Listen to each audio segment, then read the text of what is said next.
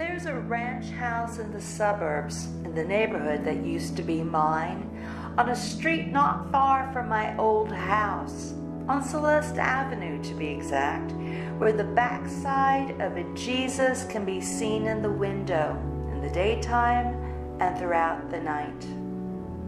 He is in a house unlike other houses, in a neighborhood of unlike houses.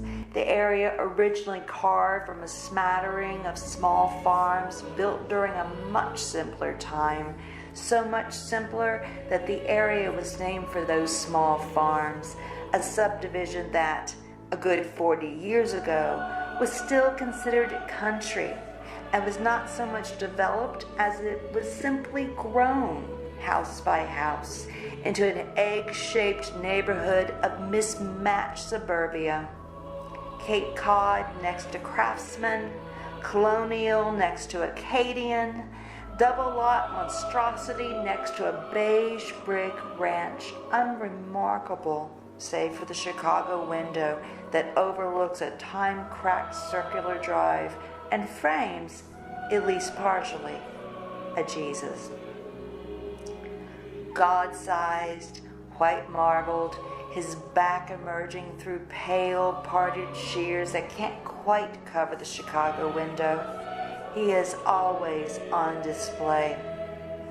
One foot on an egg-white globe, the other crossed over. Legs muscular and masculine. Torso slightly twisted. The interior walls beyond, monk bare. Or at least I think they are, for when I drive by, and if the sun is out, the shears blur the rest of the view. If it is night and the lights are off, Jesus emerges, partially, from the shears so that the street light catches him, and he seems ghostly, and there's nothing to be seen beyond the dark he faces. And if the lights are on at night when I drive by, I am too afraid to slow down to a stop, and so I simply drive by as slowly as I can without looking too suspicious, without looking for too long, snatching glances, not wanting to crash into a mailbox. For I have this nightmare that plays in the back of my head, and that is the one in which I crash into a parked car, and the Christ owners come out aghast, phones in hand, ready to report the accident. In another version, they simply notice me passing, time and time again, for that is what I do, I can't help it, and step outside to confront me. Or, in yet another version still, they are already standing there in the circular drive, and I see them, and I stop my car to say, I couldn't help but notice your Jesus. And they say, would you like to see him? And I say, oh yes, what a treat.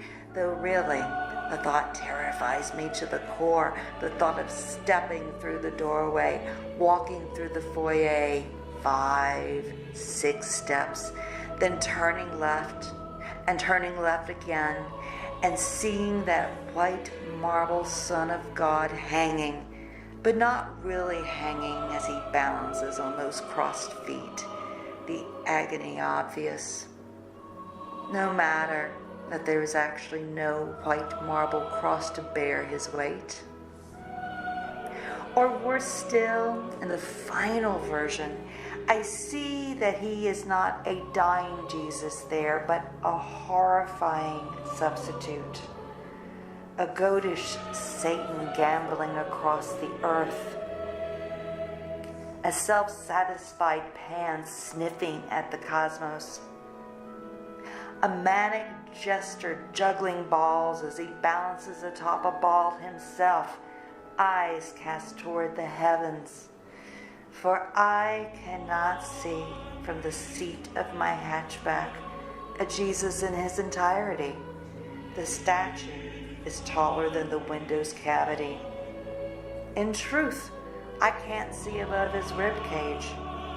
I cannot see arms, outstretched and aching for relief. I cannot see nail-pierced hands.